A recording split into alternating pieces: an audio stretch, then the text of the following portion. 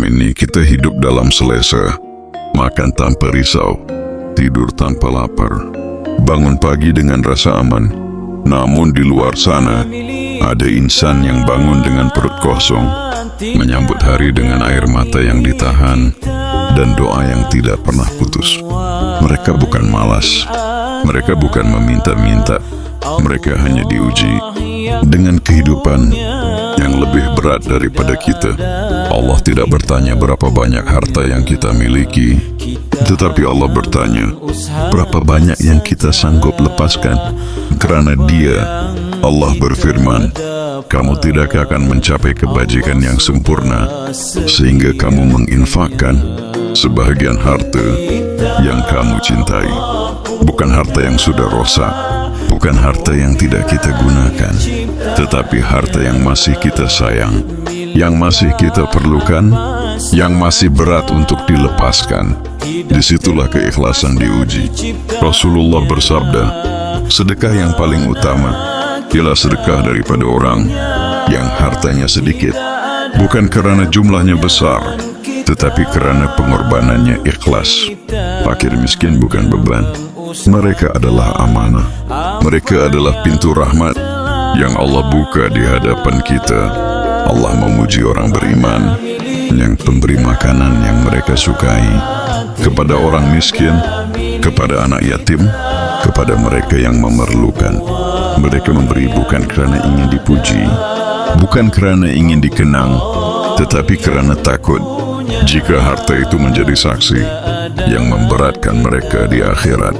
Berapa ramai fakir miskin yang doanya menembusi langit, sedangkan kita masih berkira-kira, masih takut kehilangan dunia. Sedangkan Rasulullah Sallallahu Alaihi Wasallam mengingatkan, harta tidak akan berkurang kerana sedekah yang sering berkurang. Ialah keyakinan kita kepada janji Allah. Jika hari ini kita diberi rezeki, itu bukan tanda kita lebih mulia, tetapi kerana Allah sedang menguji. Adakah kita ingat kepada mereka yang tidak memiliki apa-apa? Mereka fakir miskin, bukan dengan kata-kata, tetapi dengan perbuatan, dengan harta yang kita sayang, dengan tangan yang ikhlas. Kerana mungkin RM1 yang kita beri hari ini menjadi sebab Allah meringankan hisab kita. Mungkin satu suapan yang kita hulurkan menjadi cahaya di alam kubur kita. Dan mungkin tangan fakir miskin yang menadah doa lebih berharga daripada seluruh harta yang kita simpan di dunia ini. Rezeki yang ada di tangan kita hari ini bukan semuanya milik kita. Sebahagiannya adalah hak mereka yang Allah temukan di sekeliling kita. Mungkin dalam bentuk pakaian yang bagi kita hanya tersimpan di almari, tetapi bagi orang lain itulah penutup marwah dan penahan sejuk malam. Mungkin dalam bentuk makanan yang bagi kita biasa-biasa, tetapi bagi mereka itulah satu-satunya hidangan hari ini. Berkongsi rezeki bukan tanda kita kaya, tetapi tanda hati kita masih hidup.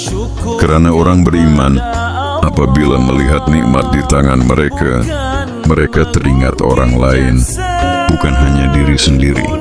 Setiap pakaian yang kita beri dengan ikhlas, setiap makanan yang kita hulurkan dengan rendah hati, menjadi saksi di sisi Allah bahawa kita tidak lupa pada saudara yang diuji.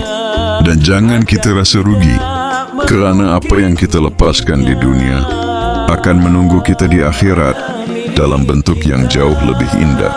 Moga Allah jadikan kita hamba yang ringan tangan, lembut hati, dan sentiasa gembira apabila dapat berkongsi apa yang kita miliki. Allah yang punya, tidak ada kita punya.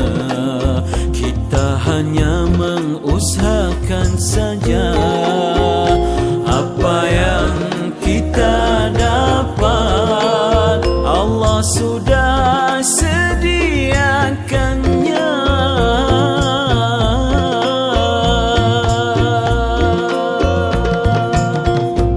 Mana milik kita,